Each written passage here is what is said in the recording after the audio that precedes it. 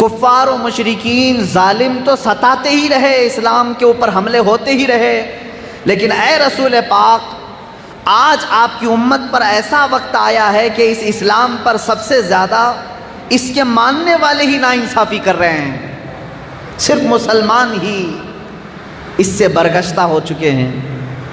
یہ وقت ایسا ہے میرے نبی کی بارگاہ میں استغاثہ کرنے کا کہ ہم اوروں کے ظلم کی کیا شکایت کریں۔ سبسکرائب کیجیے ہمارے چینل نور رضا کو اور بیل آئیکن کو پریس کیجیے جس سے آپ کو ہماری نیو ویڈیو کی نوٹیفیکیشن ملتی رہے۔ مشہور شاعر نے کہا تھا، جو دین بڑی شان سے نکلا تھا وطن سے، وہ آج پردیس میں غریب الغربا ہے۔ عزیزان گرامی، اللہ تبارک و تعالیٰ نے جو ہمیں اسلام دیا اس پر خود قرآن میں اللہ یوں فرماتا ہے کہ آج کے دن میں نے دین مکمل کر دیا اور اپنی ساری جو نعمتیں تھیں وہ تمہیں دے دیا۔ اتممت علیکم نعمتی، میری نعمتیں پوری کر دیا اسلام دے کر۔ ورضیت لکم الاسلام دینا، اور رب تعالیٰ فرماتا ہے کہ میں تمہیں اسلام دے کر راضی ہو گیا۔ اللہ رب العزت کا پسندیدہ دین اگر کوئی ہے تو صرف اور صرف اسلام ہے۔ میرے عزیزو، لیکن شاعر نے جو کہا اس پر مجھے آج بات کرنی ہے۔ رسول پاک صلی اللہ علیہ وسلم کی بارگاہ میں شاعر استغاثہ کر رہا ہے، مدد کی بھیک مانگ رہا ہے۔ اے خاص اے خاصان رسول وقت دعا ہے، اے رسولوں کے رسول آج ہماری مدد کی ضرورت ہے، امت پہ تیرے وقت عجب آ کے پڑا ہے۔ اے رسول پاک، آپ کی امت پر جو آج وقت آیا ہے ایسا پہلے کبھی نہیں آیا تھا۔ وہ کون سا وقت ایسا آ گیا کہ بارگاہ رسول میں ایسی استغاثہ کرنی پڑی؟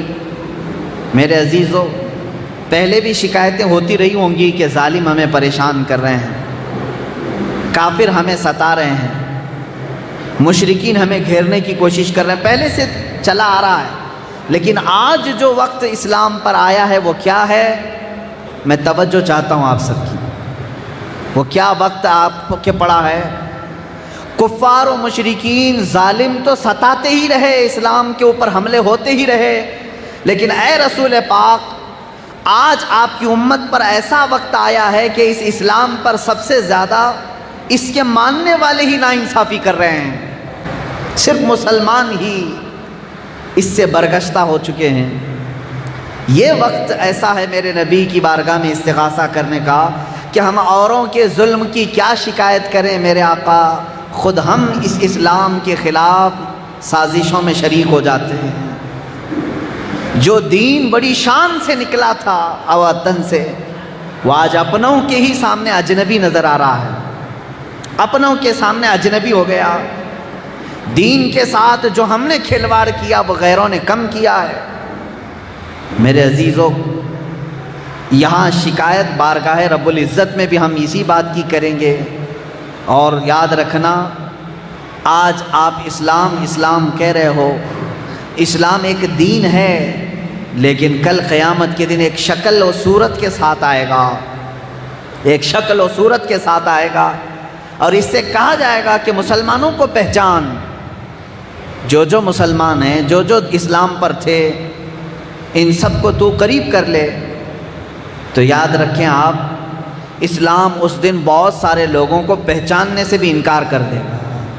کہا یہ تو مجھے جانتے ہی نہیں تھے، یہ مجھے پہچانتے نہیں تھے، اور آج میں ان کو نہیں پہچانتا۔ تو کہیں ایسا تو نہیں ہے کہ آپ اسلام سے اتنا برگشتہ ہو گئے ہیں کہ نہ خط و خال میں اسلام نظر آتا ہے، نہ چہرے پر، نہ زبان پر، نہ اخلاق پر؟ مجھے آج شکایت دشمنوں سے نہیں، میرے اپنے لوگوں سے ہے۔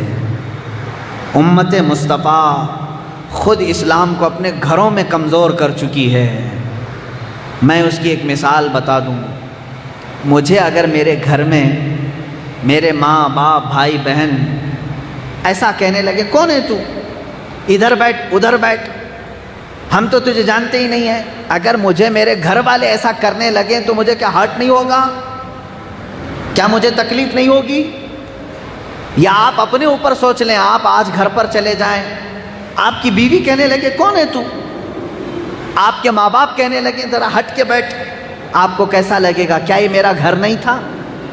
کیا آپ کا میں رشتہ دار نہیں ہوں؟ آپ میرے ساتھ ایسا سلوک کیوں کر رہے ہیں؟ آپ کے دل میں تکلیف ہوگی۔ اسی طرح میرے عزیزو، آپ یہی حرکتیں اسلام کے ساتھ کر رہے ہو، اسلام کے ساتھ، میرے نبی کی سنتوں کے ساتھ۔ جب تمہارے گھر اسلام آتا ہے تو آپ یہ سمجھتے نہیں ہٹا دو، تھوڑا سا اسلام کو ہٹا دو۔ میرے آقا کی سنتیں آتی ہیں تو آپ کہتے ہیں نہیں اس کو ہٹاؤ، یہ کون ہے؟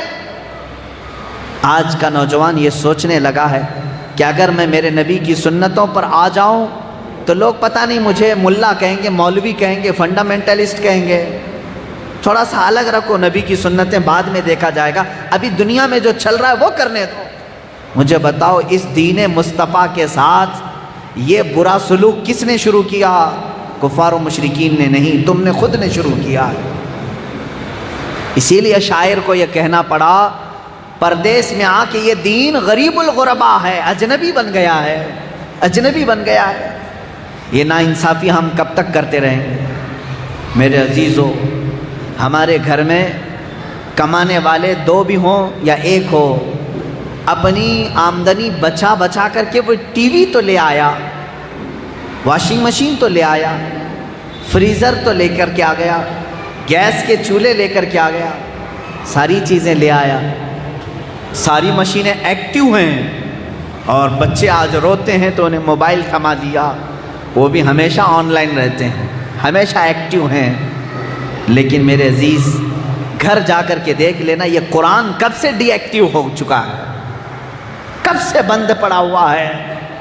ہماری مشینیں تو چالو ہیں، ہمارا mobile any time on line ہے، لیکن قرآن عظیم کتنے زمانہ ہو گیا آف لائن رکھا گیا ہے اس کو۔ نہ بچے پڑھتے ہیں، نہ بیوی، نہ ماں، نہ باپ، سارے لوگوں نے قرآن کو یتیم بنایا اپنے گھر میں، قرآن کو اور اسلام کو آپ نے غریب بنا دیا، اجنبی بنا دیا۔ مجھے میرے عزیزو اسی بات کی شکایت ہے، اسی بات کا درد ہے۔ آپ آج باہر سڑکوں پر آ کر کے اپنے حقوق مانگنے کی کوشش کر رہے ہیں کہ مسلمان پریشان ہیں، کیوں نہیں ہوں گے؟ جو اپنی ہی چیزوں کے ساتھ ناانصافی کیا ہے اس کے ساتھ یہی تو سلوک کیا جائے گا۔ جس نے دین کے ساتھ غداری کی ہے، اپنے نبی کی عظمتوں کے ساتھ غداری کی ہے، تو پھر وہ کون سی مدد کی امید لے کر کے دنیا میں جی رہا ہے؟ رب تعالیٰ کی مدد آئے گی؟ ہاں، ابرہہ بادشاہ کے اوپر جو ابابیل چڑیاں رب نے بھیجا تھا، وہ ان لوگوں کے لیے نہیں بھیجا تھا جو رب ذوالجلال کی بارگاہ میں یوں کہتے ہو ہم تیرے دین سے کوئی سروکار نہیں رکھتے، بلکہ ان کو توکل تھا، یقین تھا اپنے رب کی ذات پر۔